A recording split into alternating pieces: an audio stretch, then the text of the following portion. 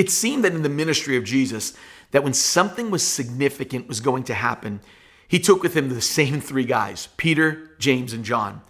It's as if their names roll off your tongue. Peter, James, and John. Peter, James, and John. Those names just sound right together. Those three men saw and heard things 9 other close men called the disciples to Jesus didn't hear or see.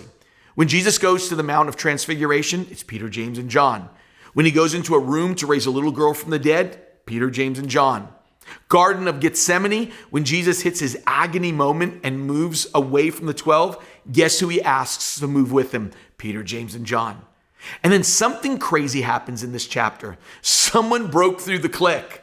It stuck out to me like a thunderbolt, thinking, what? Where did this guy come from? And in Mark chapter 13, our chapter today in the 260 journey, this is what verse 3 says. As he was sitting on the Mount of Olives opposite the temple, Peter, James, and John, get ready, and Andrew were questioning him privately. Somehow Andrew did it. He broke through. He got into the private club. It may be late, but he made it. And the 4 of them, Peter, James, and John, and Andrew, all asked Jesus privately about the end times. The 4 of them get an eschatology lesson. Move aside, Jack Van Impe. Move aside, Tim LaHaye. Jesus is about to give something really powerful. It's interesting. Lifeway Publishers gave 5 really good pitfalls to avoid when talking about the coming of Jesus, eschatology, the second coming. They said this, number 1, one of the pitfalls is making every news item a sign of the end times. So that's a pitfall. Another pitfall is playing name that Antichrist. In the 70s and 80s was huge to be Henry Kissinger, Ronald Reagan, the Pope, some secret guy in the Middle East who's being raised up right now. That's a pitfall. They said a third pitfall is neglecting the original audience. This is important because some of the things Jesus said in this chapter was for 70 AD, the destruction of the temple by Titus, and not for you and me in the 21st century and the rapture.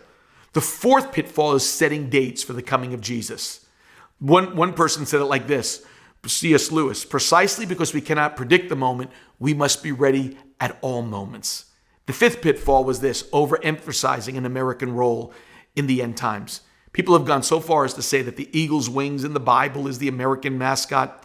Please, God sees every nation, according to Isaiah, as a drop in the bucket. So how do we deal with Bible prophecy like this Olivet discourse that Jesus gives in a private discussion, not to 3, but to 4? Remember, he breaks through the clique. Who should preach on the second coming, the rapture, and the end times? I love this. R.T. Williams said it best. He said, young men, stay away from the subject of prophecy. Let the old men do it because they won't be around to see their mistakes. Love that. And even what John Calvin said, let us consider this settled, that no one has made progress in the school of Christ who does not joyfully await the day of the final resurrection. We need to hear about the end times and the rapture and the judgment to come, but we have to do it the right way.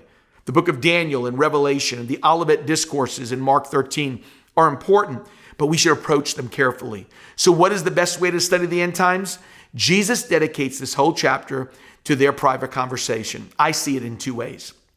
If you want to understand the second coming and interpret things correctly, then be a student of the first coming. We see how God thinks when he sent his son for the first time.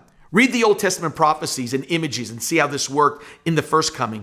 God is very consistent. There are over 300 prophecies of times and places and events when Jesus would come the first time. Learn the way God predicts the future. If you're not a student of the first coming, I think you're going to embellish Bible verses for the second coming. And finally, I like what Spurgeon said. It is really what the 4 disciples did in their conversation with Jesus. Spurgeon said it this way, prayer is the best way to open up the scriptures. Brethren, in the ministry, you are teachers in the Sunday school, and all of you who are learners in the college of Christ, I pray you remember that prayer is your best means of study. Like Daniel, you shall understand the dream and the interpretation when you seek God. I, like John, you shall see the 7 seals of the precious truth of God unloosed after you've wept much. Yes, if you cry after knowledge and lift up your voice for understanding, if you seek her as silver and search for her as a hidden treasure, then you'll understand the fear of the Lord and find the knowledge of God. Is from Proverbs 2:3-6. Stones are not broken except by an earnest use of the hammer, Spurgeon continues, and the stone breaker usually goes down on his knees. Use the hammer of diligence and let the knees of prayer be exercised too. And there is not a stony doctrine in the book of Revelation which is useful for you to understand, which will not fly into the shivers under the exercise of prayer and faith. Martin Luther said it like this: to have prayed well is to have studied well.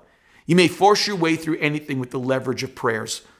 Spurgeon, when he began to speak about this, was so important and so emphatic on how prayer begins to challenge us as we believe that prayer can open up the end times. And that's why I would just encourage you on this 260 journey. When you come across end times, when you come across eschatology, when you come across those things that deal with the second coming of Jesus Christ, first, study the first coming, and second, fall on your knees and let God open up the scriptures. Thanks for joining the 260 journey.